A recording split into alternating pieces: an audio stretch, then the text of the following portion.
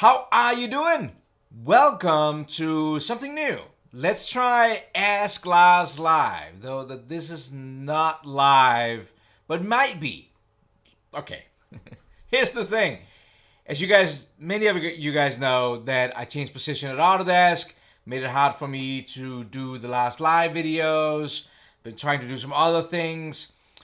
I think I'm doing a fairly good job of answering most YouTube comments.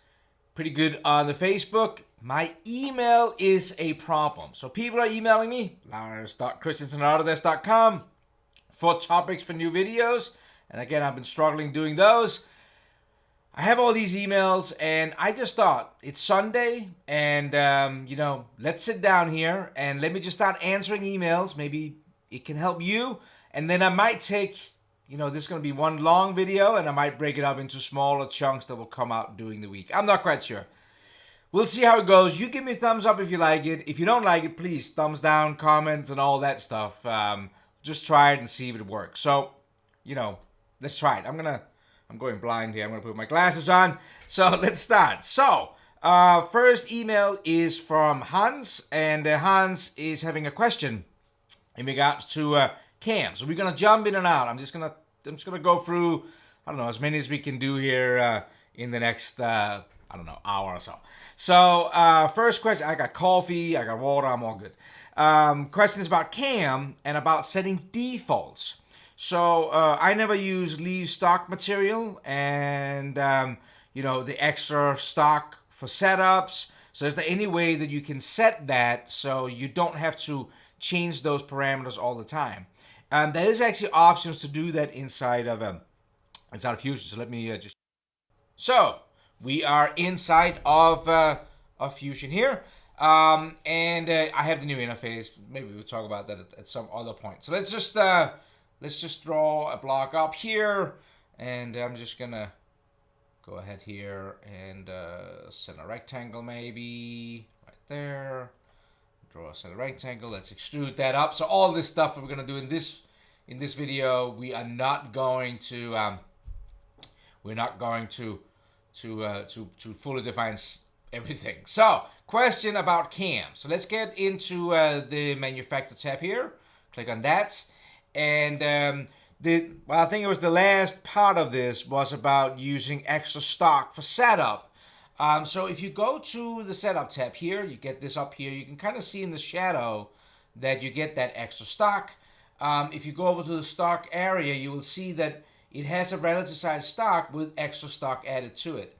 Inside of Fusion, with any of these dialog boxes here, you can actually, if you change it to 0, change both of them to 0 here, if you right click inside of these, you can say you want to make it default, and then it will remember that.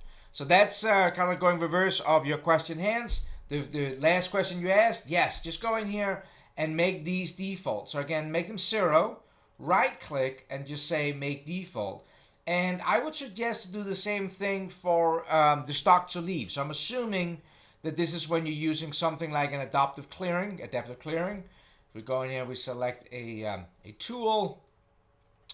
Let's go ahead here and select an end mill, and we, for example, just go into the passes tab. We have a stock to leave. Now, I don't know of a way, there might be a way, but I don't know of a way where you can make that unchecked. But so what I would just do the same thing. I would just make these two 0, and then I will just right click in here and say make default, and then that will do that only for adaptive, but it will do it for then when you're doing a 3D adaptive also, that also have an adaptive clearing, then you could do it in there, and eventually you will go through them and you will get them all default. And if you change your mind, you can always again right click on them. So instead of making default, you can just say reset to default, and then you will get all back to the original ones. So hope that was useful there, Hans.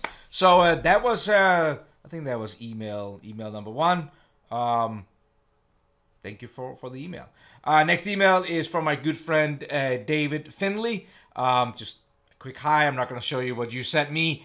David was a very I think he watched most of the live streams that I did, the 200 of them, and always I showed something, and then David would always send me a video, an image of something he had done afterwards, and it looked absolutely inspiring. So thank you, David. All right, the next one is from Ves Jones.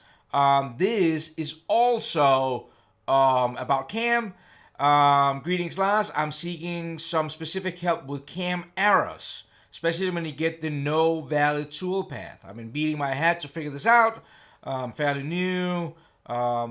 So yes, that is one of the things that I think if you go and you talk to the cam team about cam errors, I think that there's a recognizing that there's definitely things that could be better with that. It's a kind of a hard one to deal with, because you can't just, and we all know this, you get like some error message that is just vague and you don't get it, so they want to try to get it right. But I'll show you.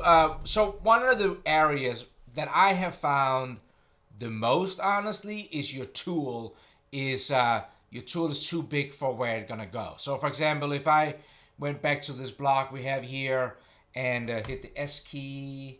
Oh, I don't have my center rectangle on here. Center rectangle. Make sure we get that one up there. Hit the other center rectangle. If I did something here where I'm gonna make the width of this, let's say we make it 8, and just press pull that through there, like that. If I go back into the manufacturer and I, for example, just gonna do like a 2D contour and I select that edge. If I go in and select a tool that is way bigger than, let's go ahead and do it in metric now. I made it in metric. So let's go in and say like the 10 millimeter flat end mill, that will never fit within there. You hit OK, and when you click here, you will get a warning.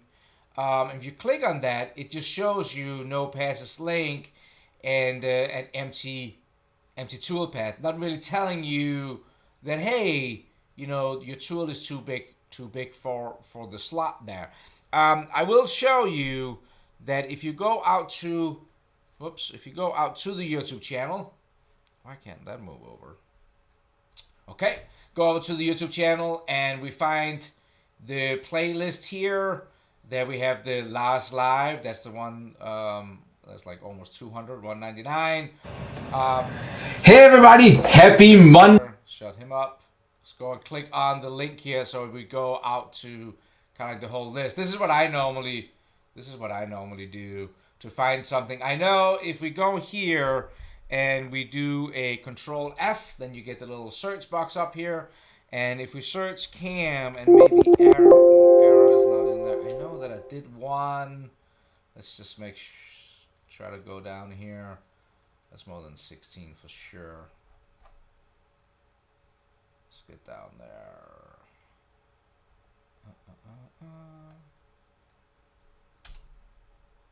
All right, 45 of them. I know that if we're getting down to near the bottom, let's see. I know that I did do one. Maybe it's quicker for me just to get down there. Let's get down past. Oh, this is how I find stuff. So when you guys are sending me an email, oh, there we go. No, not the cam channels. That's another one. There we go. Live stream number 161. Troubleshooting in cam. So, Wes, go and check that live stream out. 161. That might help you also a little bit with that. Hope that was useful. Instead of me sitting here typing, maybe it's useful for more people. Diana is asking, this Fusion 360. Thank you for the tutorials. I am learning a lot. Well, glad you find it helpful. So here again, we're talking, wow, the first 3 of one of them are cam. I promise not all of them are cam. Let's say I have an object that I want to cut on my CNC. The height of the object is, let's say, 40 centimeters, and my CNC can only cut 10 centimeters. So my question is, how do I divide the 4 object piece and then cut it one by one and then glue it together? That's a good question. I like that question. So let's open up a new document here for maybe. One way to do this, Diana, could be to, let me open up a sketch, and I'm going to do that on the top face here. And S key, give us a rectangle. And let's just do something like 100 by 100. Rectangle like this. Let's extrude this up. And there's different ways you could do this. Let's make it 200. So we have something that is this high, but let's say again that we could actually only machine, you know, we wanted smaller pieces, and let's say that I'm gonna think on my feet here, friends. Let's say that we did something like this, that we had a rectangle in here, that we typed it 50 by 50, and let's make a cut, but instead of just going straight down, let's add some taper to it, right? So let's make it 5 degrees taper. So now it's wider on the bottom. So we have kind of like a development going up through here. So this would be a perfect example. 200 millimeters tall, and how would you split this up? I think the way I would probably go about it, without thinking too much about it, would be to go in and create a construction plane. And start from the bottom here, and let's just go up 20, let's go up 40 millimeters there, and hit OK. And I would actually do that all the way up. So let's go, hold down my left mouse button. That will let me select through things. Right, so let's go up another 40 there. Right click, repeat offset plane. Hold down the left mouse button. That will let you select through. And see, I can't select that plane right now because the face is in the way. But if you hold down the left mouse button, see, you get a dialog, and you could select the plane number 2. Like that, 40. And let's do that one more time. Right click out here, repeat offset plane. Hold down left mouse button, plane 3, 40. Okay, so we now have kind of gotten these planes sitting in here. Now there's a command over here that is called split body. It's actually also sitting over here. Split body. So we can select that, select the body to split. That would be the whole thing. And the splitting tool, and now we'll do that thing where we just hold down left mouse button. We'll select that plane, and you'll see that you can do that. I don't know if we can select multiple in here. No, it seems like we only want to select one. You have to do that 2 times. So hold down, place, hit OK. That just split that body into 2. See that? So let's hold down the left mouse button, repeat split body, select that again, hold down left mouse button, and oops. So we got that, select splitting tool, hold down left mouse button, plane 2, hit OK, right click, repeat split, select the body, select the plane again, that'll be there. So this would be a way that you are splitting this up into those different sections. Now when it comes to CAM, you have a couple of different options right now. You could go up and use the move tool, and you could actually kind of like lay them out in an array, and then you could machine them like that. You could also just go over here, and we could actually hide them here. Let me just also hide the construction plane. And if we went into the manufacture button here, now I know that this is now a undercut, so maybe we would actually be machining it from the upside down. See, I don't think these things through. So let's go in here, do a setup. Now, for the setup here, I am going to go over to orientation. I'm going to select the Z level. I'm going to select that top face there, and let's just place it. Select the point, and let's just place the XYZ in the corner there. Let's flip the x-axis. So now we have it in the upper left, like that. So that will be setup 1 for the first part. Now we could go in and we could select a path here. So I'm going to go and select the 2-axis tool path. Again, I really don't know exactly what Diana is looking to machine. Ball end mill like that. And let's go in here and just select the selection inside of here. And let's see, hit OK, see what we get. So there we get a tool path that would kind of do that taper in 3 axes. So then we machined the first one, and we're like, cool, that's good. Now I would go back into, we actually don't have to go out of cam. We can actually just go into models, go over here, go into bodies, turn the first one off, turn the second one on, like that. So now we have the second one down here. Then I will create a new setup and do the same thing as I did before. Go to C plane, select this front face. I would select that same corner, flip the x-axis like that. So that's setup number 2 over here in the tree. And then I could go in and do the exact same thing again. Now I know that this might be a little, not very detailed. But what I'm doing now is I'm creating setups for each different one, right? And if I go back and I click on this first one here, that will be the setup for the first one.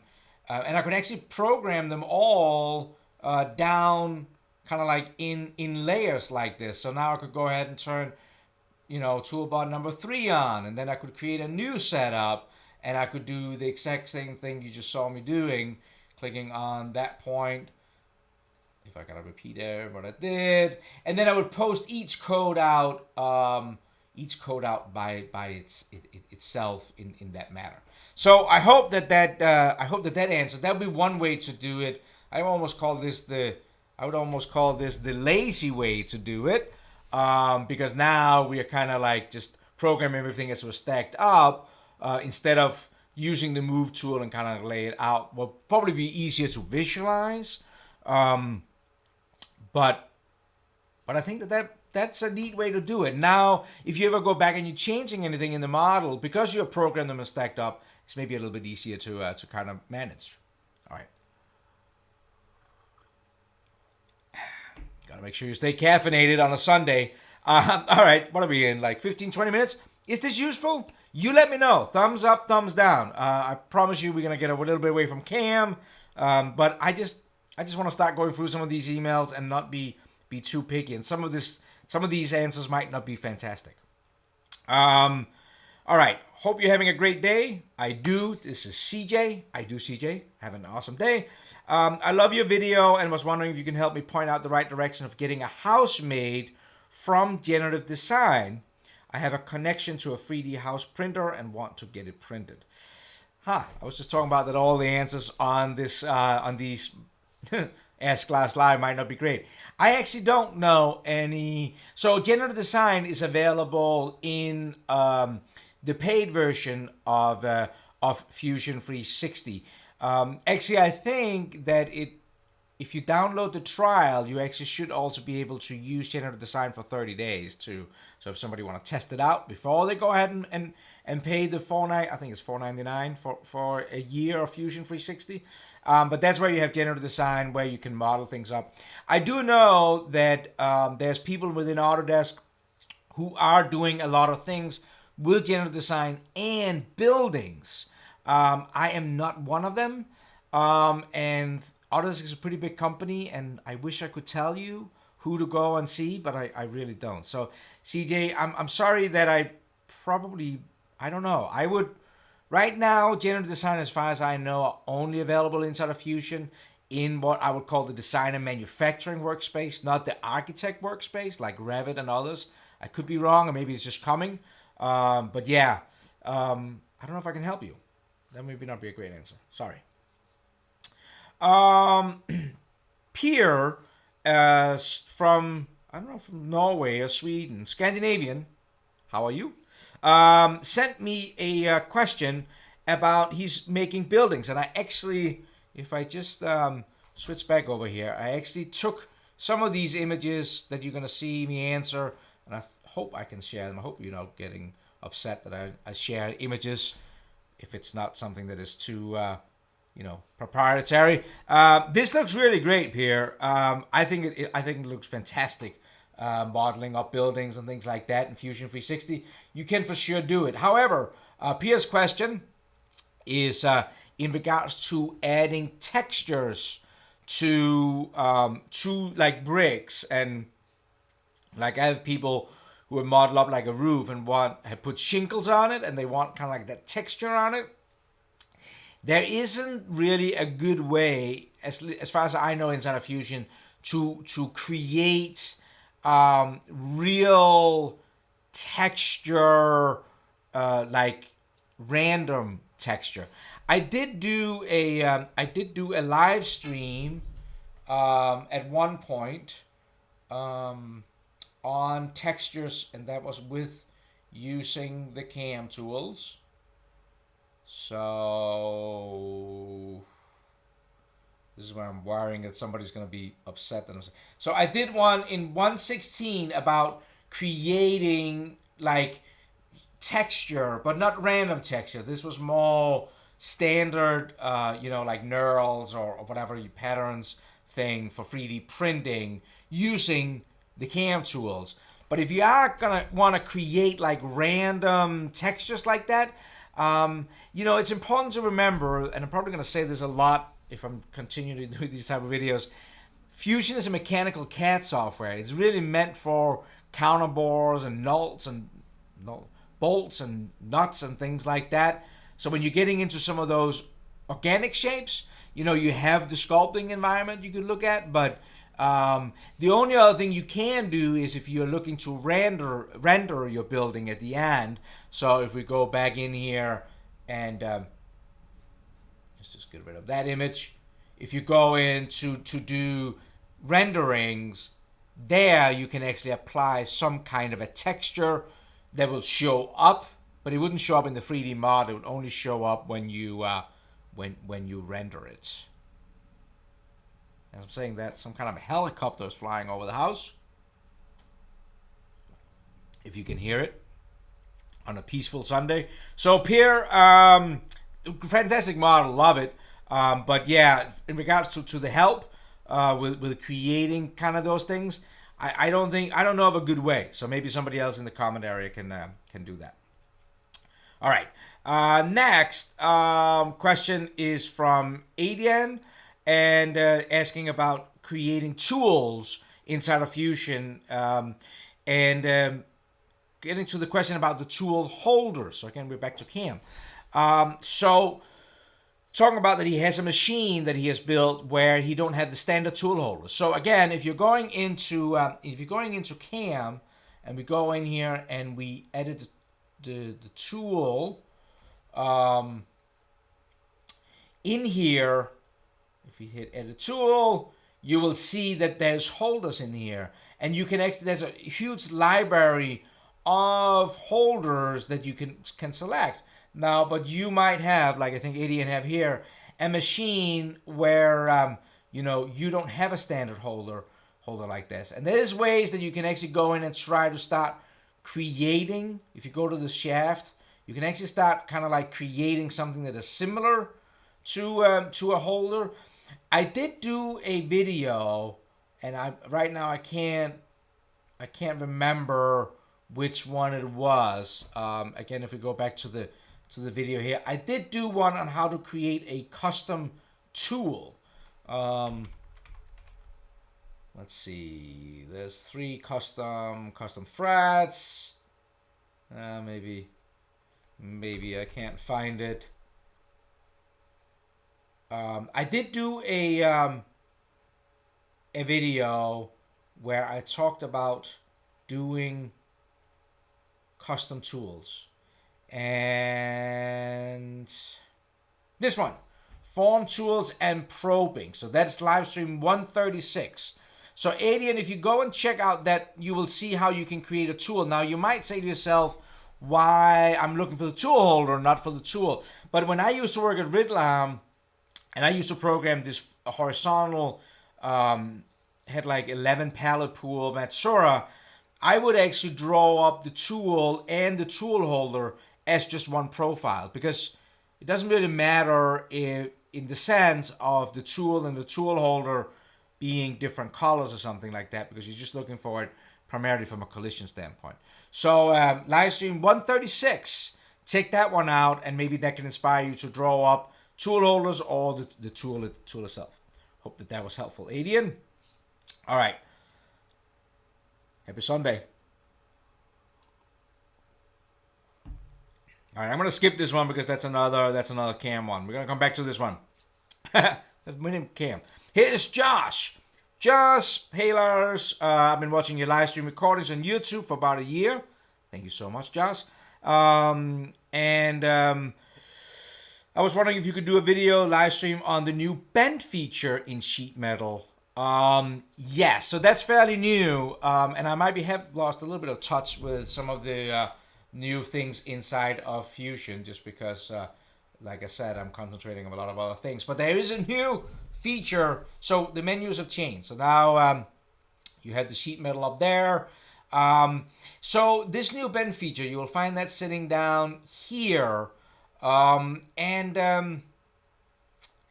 think, and I'm not, again, like I haven't dived 100% deep into this, but to me, the bend feature is more valuable if you already have like a flat pattern, or you already know your flat stock and you want to start bending that up. So let me just show you what I mean by that. Because that may be confusing. So if I go in here and I'll start, let me start a sketch, and I'm just gonna do a 2-point rectangle here and draw something up like this.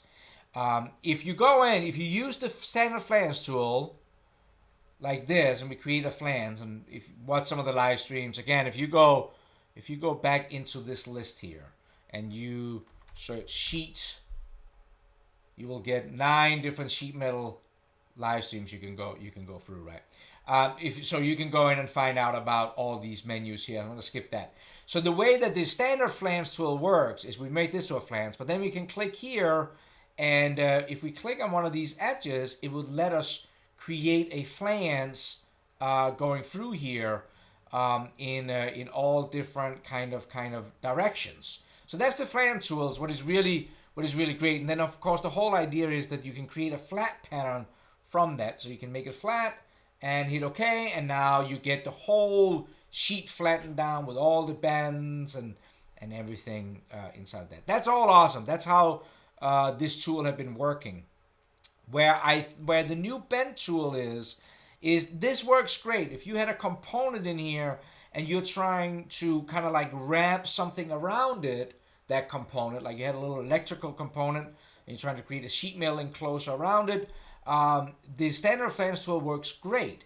Where I think that this new bend tool comes in and works better is that if you already have a sheet here, let's make it a little bit bigger. Let's just, it really bothers me not having these fully defined, but I'm not going to waste the time. So now it's a little bit longer. You still have to use a flange tool first. You can't have a solid body. I hope that they change that at some point. But for right now, you still have to have used the flange body here, or flange, to make that. But now, if I go in and I create a new sketch on top here, and I go in and create a line. Let's create a couple of lines. It is spring in Western New York. So if you hear rumbling, that is motorcycles. People are out on their motorcycles.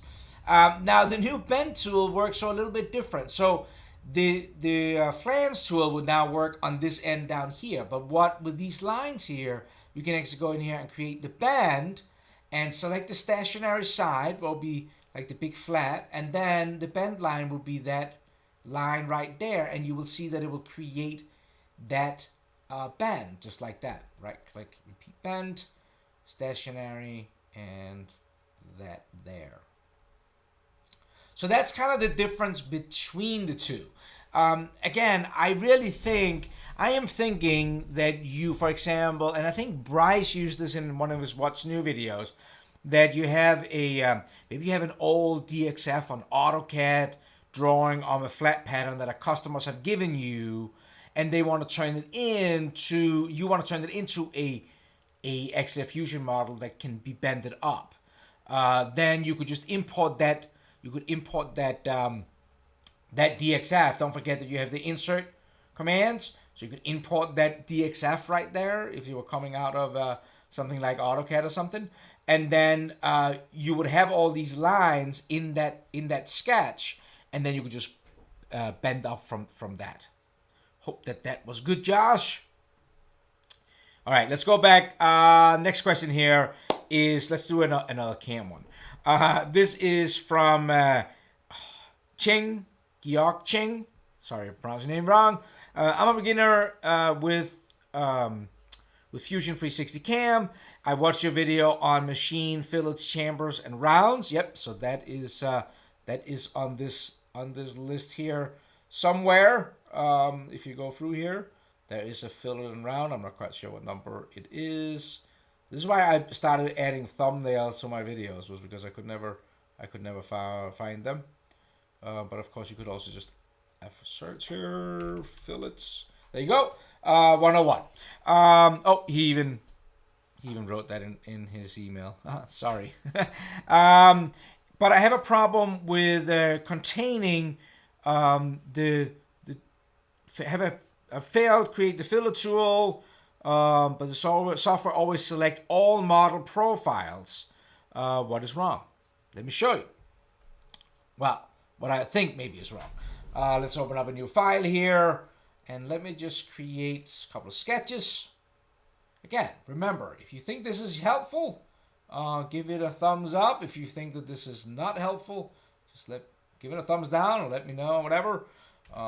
I'm going to have to make this one vertical just to make sure. Okay. And let's just extrude this. Let's go this way. And let's add a fillet on this. Here. Let's make it a little bit bigger so we can see it. Okay. So we have a fillet here. Now, if we go into the Manufacture Tool tab, and let's create a setup. Setup is fine. And let's go in and do something like a parallel cut. And we are in inches. And let's select a ball and mill. That's a small ball and mill.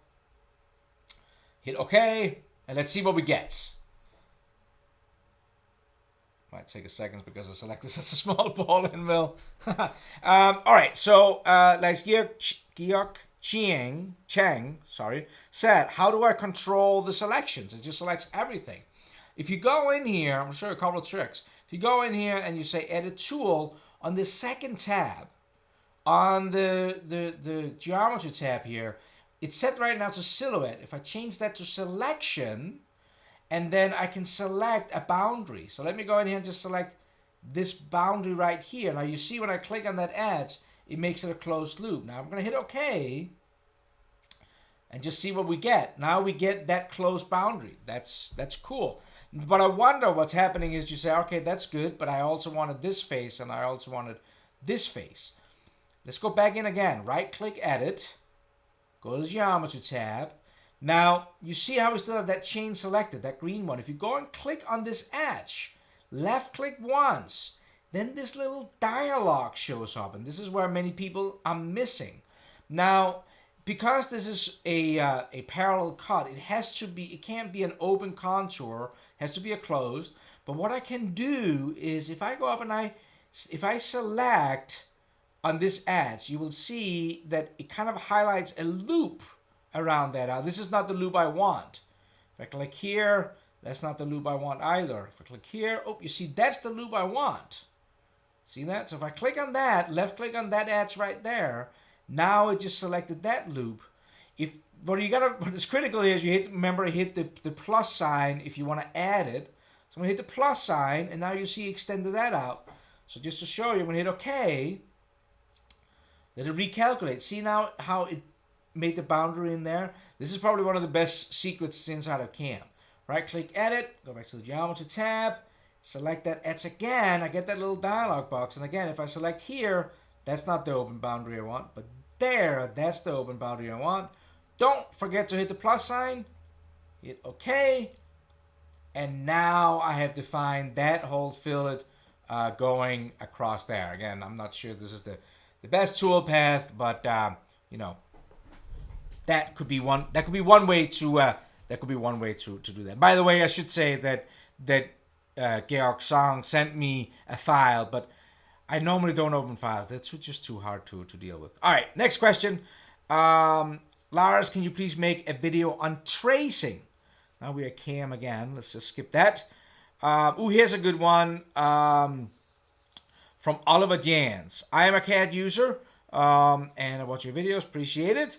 Trying to use the patch surface or the surfacing tools to create some G2 surfaces, and I have actually done a live stream about this. I'm not quite sure what I called that one.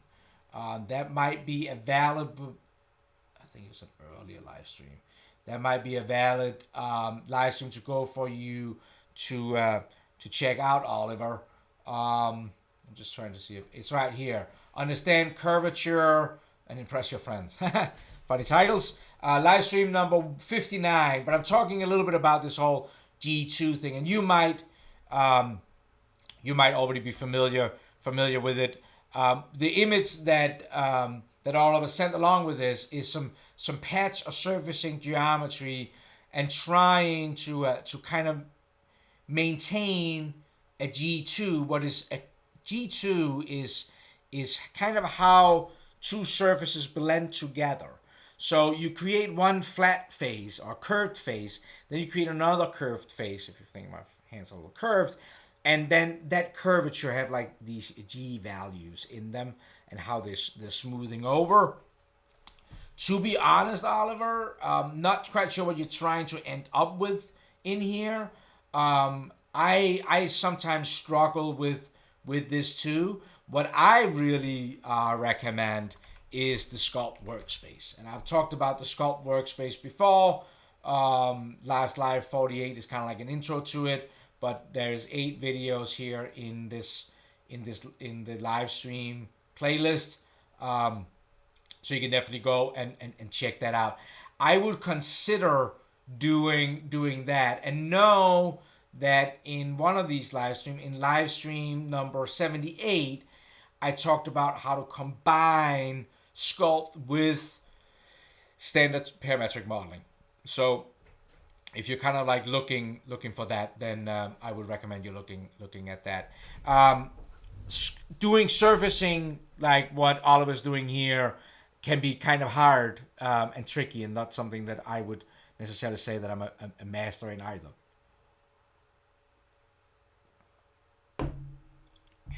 Isaac writes, maybe a newbie question. Can I go from a 360 solid model to Fusion 360 solid model and then modify design?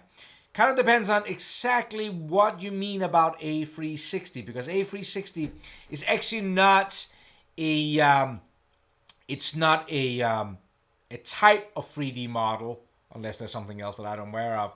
A 360 is a viewer. You actually have kind of access to that. If you go back into Fusion, if you click on the 9 squares over here, when you get your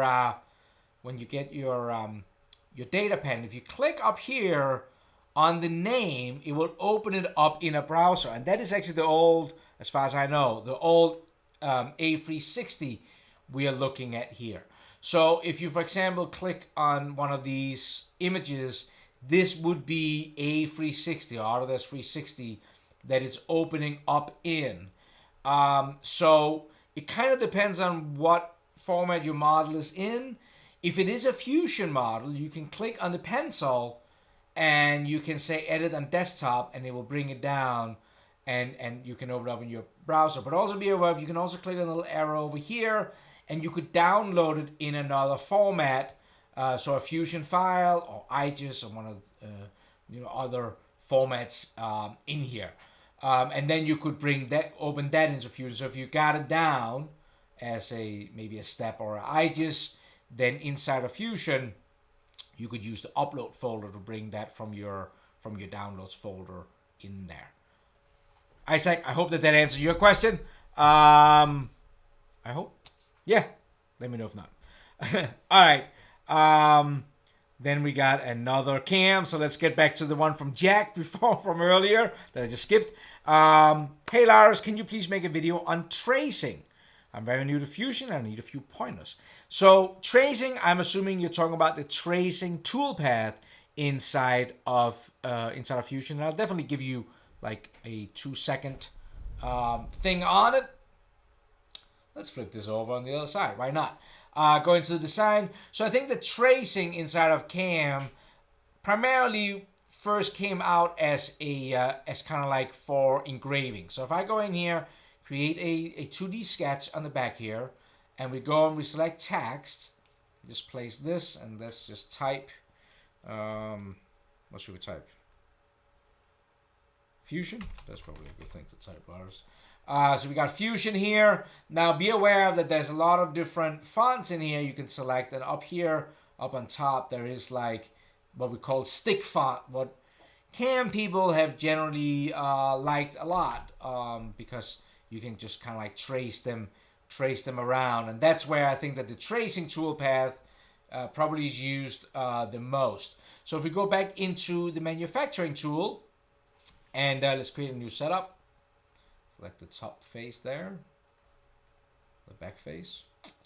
You will find the tracing toolpath sitting, what's called tracing right here. Now look at this image because you can actually see that it will vary the Z height of the cutter going up and down. So even though it's a 2D toolpath, it could actually be used as a free axis.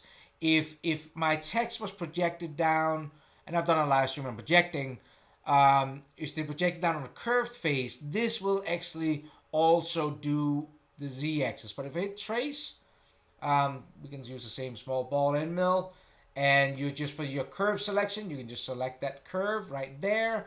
Be aware of that you have the depth would be set in here by the text.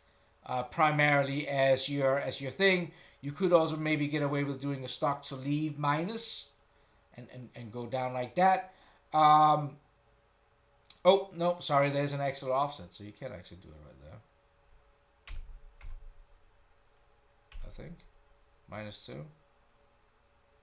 You can select center. Is that the actual?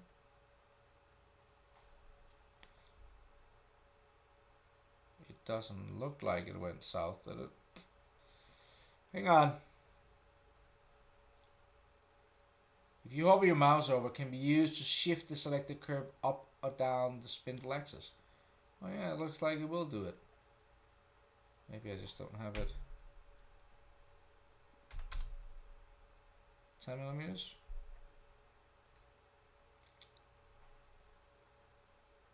I don't see it going. Oh, yep. Okay, so it doesn't show it, but it definitely goes down too deep right here, right? 10 millimeters deep. Oh, there you go. So you can control the depth of it too. But like I said, one thing, so if I go back and edit it again, that was the passes tab. You can control the depth of the cut. And here you get, if you want to do center cutting, or if you wanted to push it on the left or the right side of the line, what can be handy too. And like I said, in the end here, Jack, that if you had projected that text down on a curved surface, that Z-axis will also follow that. Short, but maybe good enough. I don't know. Thumbs up if you like it, thumbs down if you don't. Next one is from Mir, and Mir actually sent a couple of different emails. Mir is looking for some post-processor edits to do post-processor modifications for their cam. Specifically, looks like for some 3+1 rotational stuff. Siemens axis, horizontal, that kind of things.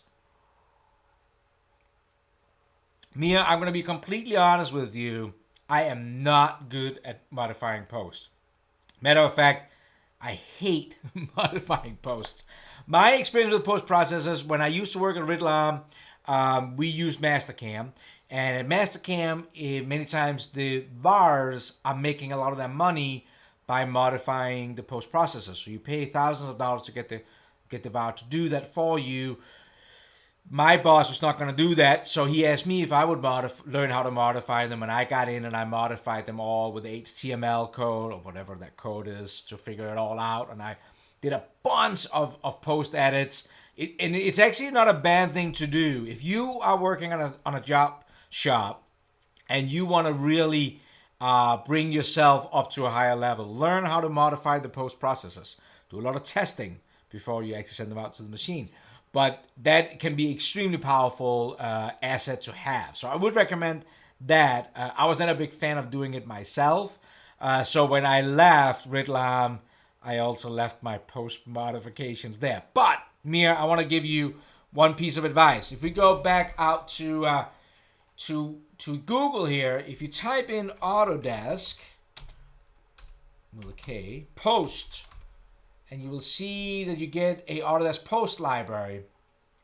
Click on this camp.autodesk.com post folder here, and you will get to this website. Now, this is one of the coolest things about the way that Autodesk handles post for CAM software. Look how many post processors that you can go out right here and you can download. I mean, there's hundreds of them. That's all great. But what I want to point you to, because you are kind of raising up the level by talking about 5-axis or 4-axis and complicated things, is that when it comes to the post, there's some options over here. You can click on the support. I'm going to hold down Control and left click on that. That will open up the forum. And this is a great forum, if it opens up, that you can definitely check out. You can put your questions in here. A lot of people will come in here and help you answering questions. Akim works for Autodesk and is awesome with post. Another option you have, hold on Control, hit adjustments, is actually a paid service. So if you don't feel like making the adjustments yourself, there is options that you can go out and get somebody to help you with this. And this is all very valuable resellers out there to help creating post. So that is my standard answer to most people who ask me about post processor help. Is it can get really complicated with posts processors for your CAM software. So I recommend you do that Autodesk post library. Go out there, see the post there is there, test them out. Many times it's not so much about what machine you have. It's about what controller you have and what post that controller will take. So think about it like that. So check that site out. You can go in, use the forum. There is also a YouTube channel called Autodesk HSM, and there Matt Nichols did a 5 series post editing also. We got time. It's Sunday. Let's go back to, let's open up another one here. Let's go to YouTube, and there will be Autodesk HSM. Let's see that YouTube channel. Yes, this YouTube channel here. Let's click on this. I think this is one of my videos, but that's okay. Let's go and click on the channel. There I am on one of my other videos on the Autodesk HSM channel. I think most of these are also on my channel. But if you click on the playlist here, you will see that there is a post-processor development over here. If you click on that, you will get through Matt Nichols did a post-development process. And I don't know if he used Inventor or if he used Fusion, but that's the same thing. I think he used Inventor. These same principles, same posts. So I definitely think that that will be valuable too. Okay, Mia, I hope that was useful. And when it comes to the multi-axis, I do want to do a video on some 5-axis possibly, but it can get a little hard. All right, back into let's get away from CAM for a second. Again, I hope this is useful. You let me know, thumbs up, thumbs down, if this is useful. I'll try to break these up into small bites, and then you can search on those content, and then maybe that is useful. I don't know. Instead of watching the whole thing here, we're almost on an hour. Joe sent me an image. Let me share that with you. Joe's image. Hope that don't don't mind that I'm sharing that. Joe sent me this image here, and it's talking about how hard it is to apply fillets to this part here, because he actually had to select literally every single edge to apply a fillet to that. And you can see there's a lot of edges. If you kind of like clicking around here, you see, you know, it stops at each of these, and then you got all these different in here. If there's an easier way to do that, and there's an easier way to do that, I think, Joe. But I would say a couple of things. First of all, it looks to me like this is maybe some STL file that was brought in, because I see there's kind of like some triangles down here. And it also looks like that these two components are two different bodies, possible, because I can see some lines down here. So that's maybe some other things to think about. But if you are going to add a fillet all the way around this edge and also get these letters, and you don't want to sit there and click each single one. See, what happens is every time it hits an intersection, it stops. So that's a lot to select. So open up Fusion here. Let's go to a clean slate. And let me think about how do I model this up. Maybe we try something like this. I don't know if this is going to work, Joe. Might give you an idea. Let's do a line from here to here. Line from here to here. Line from here to here, and a line from here to here. Okay, so this now kind of like is a pi or 4. So if I hit extrude, I can select this portion here and like extrude that down like that, and turn the sketch back on. Right click and do repeat press pull. Select this one here, and let's just go down to. Let's make this a new body, so they're split, because I think that's somewhat what you are experience in there when you're trying to select these lines, is that they are they ending up being multiple bodies kind of thing. Make that down there, make that new body. So we have kind of like these break-in segments. So it means if I select the fillet and I select there, you see how it's not going to go all the way around. It's going to stop because it sees like there's a breakage here.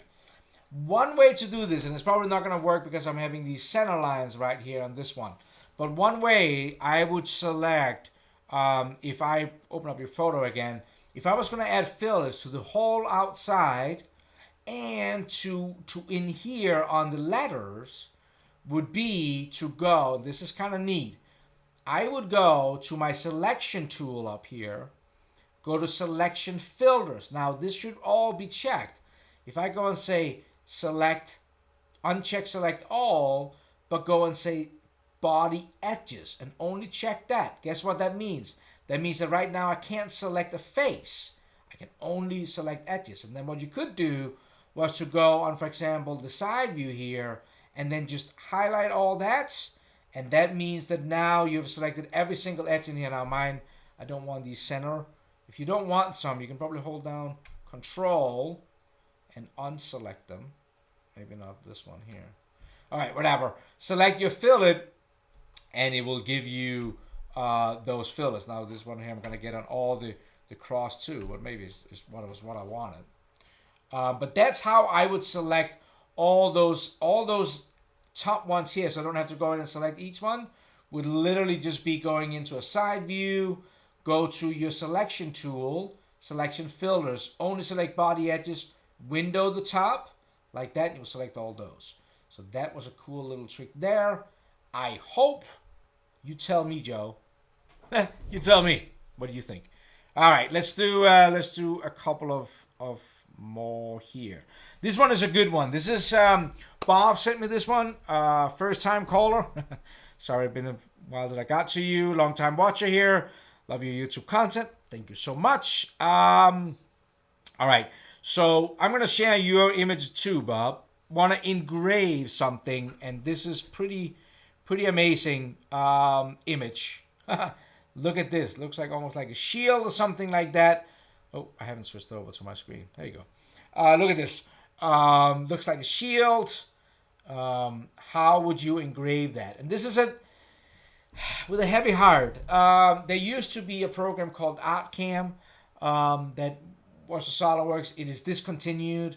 That would probably have been perfect for this, but again, a software company like Autodesk can only have so many programs, so many developers. Yes, you can absolutely engrave this in Fusion, but I think my trick with this, Bob, if I was going to do this, would be to literally, so first of all, it's a fairly long email. I think you have it as a DXF file. I think that I would bring it in. I would either bring the whole, I would try to bring the whole thing in as a DXF, but that might, like that, I'm assuming you just went over a bunch of lines. And I would imagine that's going to just take so much computer power to crunch out. I might try to get into something like AutoCAD or something else and break that up into sections. So you can almost do like if you're cutting a pie and make some very small slivers or sections out of this, and then literally, bring it in piece by piece. Because if you're looking here, it looks almost like that if these here are identical here. So if you only brought in this segment and you engrave that, you could pattern that around a circle, right? And then you could mirror that over and pattern that around the circle. Then I will move to a next item, but maybe it's these V's here, and bring those in. And well, this looks like there's two different types of this. One here, and then there's one here and one over there.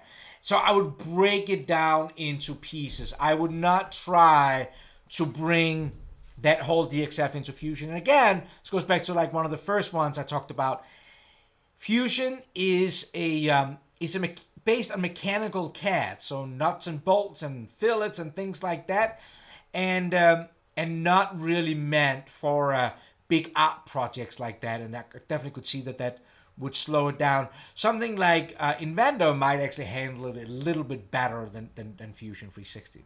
Hope that's useful. I see that you attached the DXF file in here. It's about 19 megabytes. So I'm assuming that that's a lot of line geometry. And because Fusion, with those lines, it would have to solve over them. I haven't tried, but I would think that might be a problem. I would break it down into sections if I was you, Bob. All right. Let's see here. All right, so here's a good one. This is from Marcel. How are you doing? I'm doing awesome. It is Sunday. Doing something new. Ask LarsLive, though this is not live. I'm just trying it. Maybe we do this live. Would that be good? Answer a couple of live questions while we're going through this too. That might be interesting to try. Maybe try that next weekend. I'm just trying to get through some of my emails. Hi Lars, how are you doing? I spent plenty of time watching your videos. Well, I definitely appreciate that. But I couldn't find out how to do a circle within a third circle. Ooh, this is a good one. Did I get I did get an image of this here. So, hang on. I'm clicking the wrong buttons. Back to image. There we go.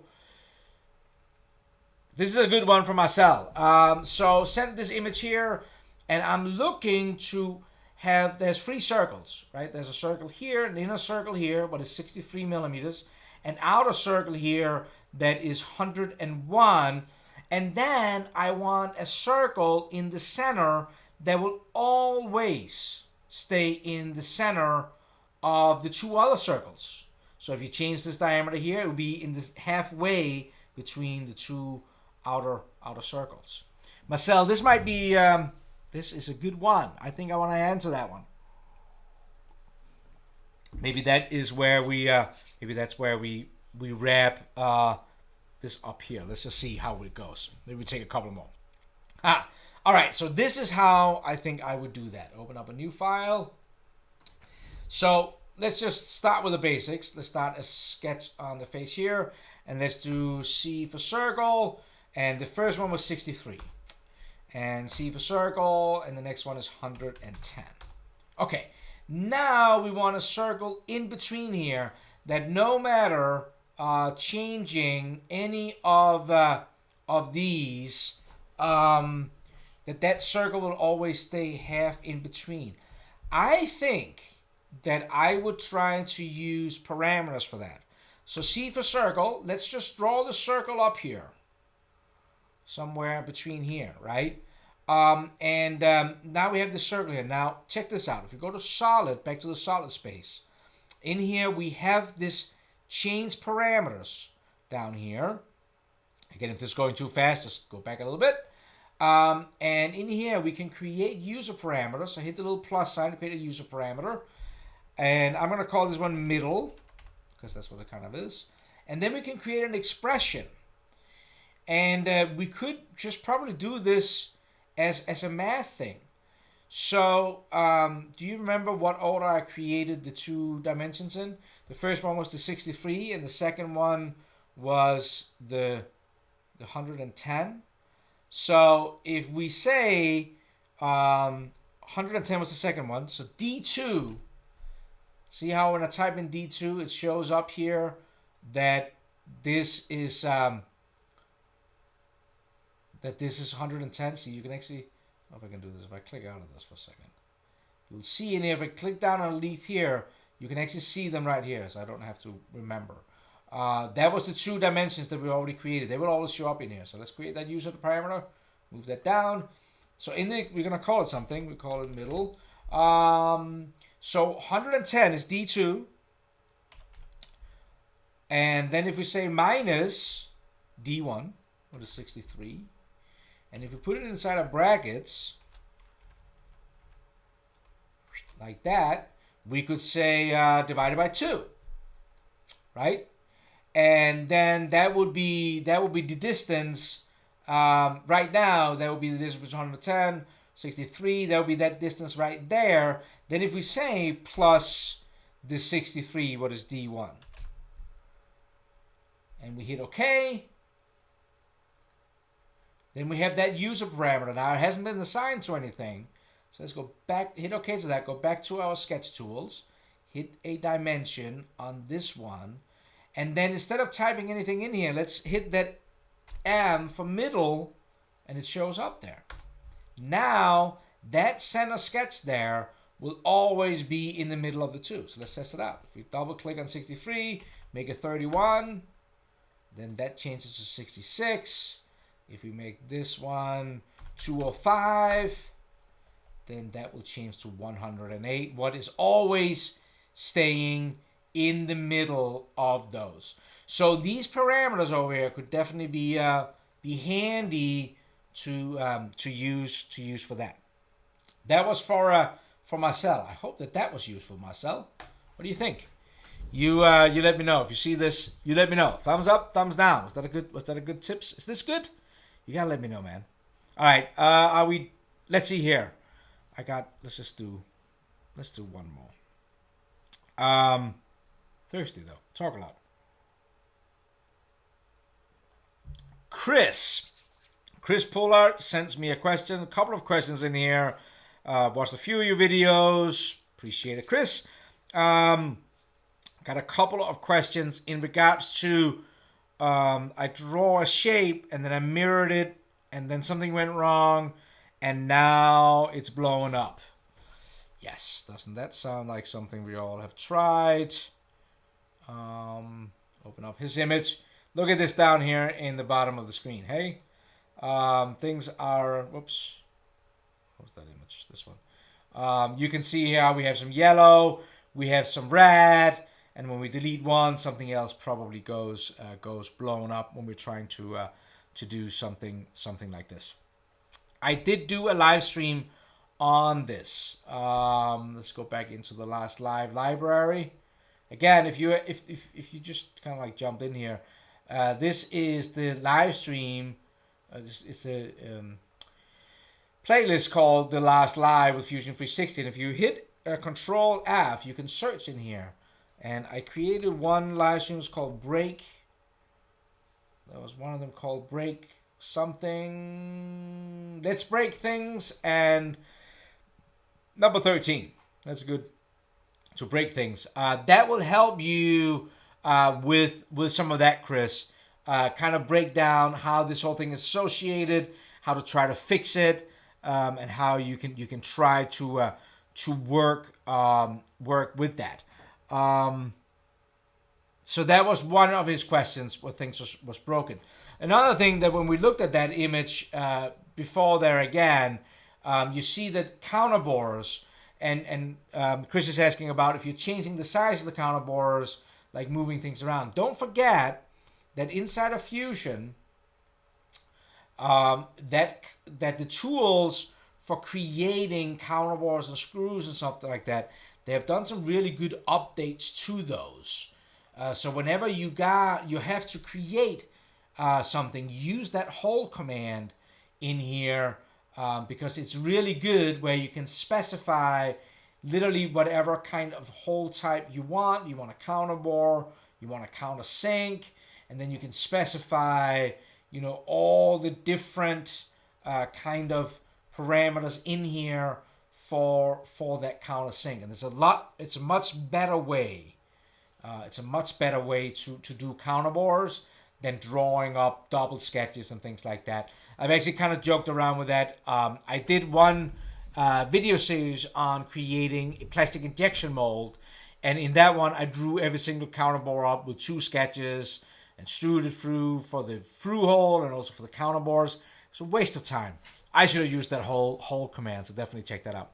Another question Chris has is in regard to when you have multiple components. What if you forget to be in the right component and draw something?